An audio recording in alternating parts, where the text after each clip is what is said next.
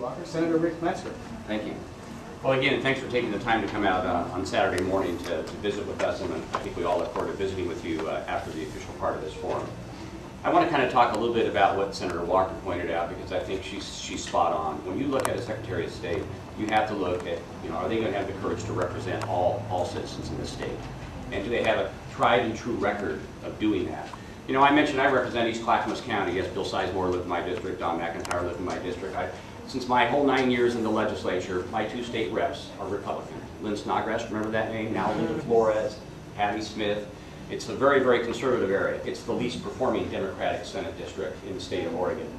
And I was elected there, and I've held on to do that. And to stand for the same things that my colleagues stand to, but much different than living where most of you live, in Portland or Eugene. So when I'm asked to vote for, make tough tax decisions, Measure 30, if you recall, when we were in the last recession of 2002, asking to fund our schools, and coming up in an election year, and actually asking to vote for more taxes, I did that because it was the right thing to do.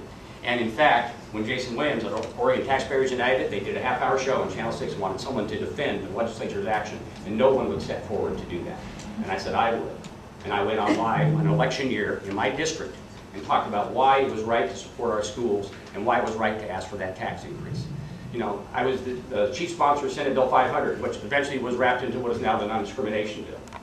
And not only did I support it and be a chief sponsor of it, I defended it in the Boring Grange with all my conservative members of my district and said why it was right.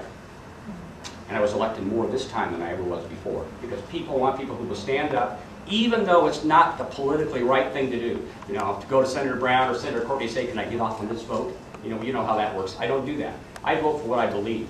And I think that, as a Secretary of State, when the pressure is there and people are coming to your office looking for a particular slant on how they deal with the initiative system or anything else, it is absolutely critical that you have a Secretary of State who's going to stand up for those values and stand up for all of Oregonians. Representing a district, that doesn't have the same views of all of us, and making those same decisions and doing it boldly, I think is what we need. And we need leadership in the Secretary of State, as I talked about when I first made my opening comments, on issues that are just outside of the box. One of them, and you can see it on my webpage, and it's mentioned briefly in the brochure there, is I talk about economic development. Economic development, the Sustainability Board, chaired by the Secretary of State, needs to take our state tax dollars and invest them in green technology and long-term sustainable jobs. Yeah, that may not be the official duty of the Secretary of State, but if he's in charge of the Sustainability Board, we can marry those and actually move Oregon forward. And that's what you want. Leadership outside the box, leadership to move the state where we, as citizens, want to move and make sure that this Democratic majority stays here for many, many years to come.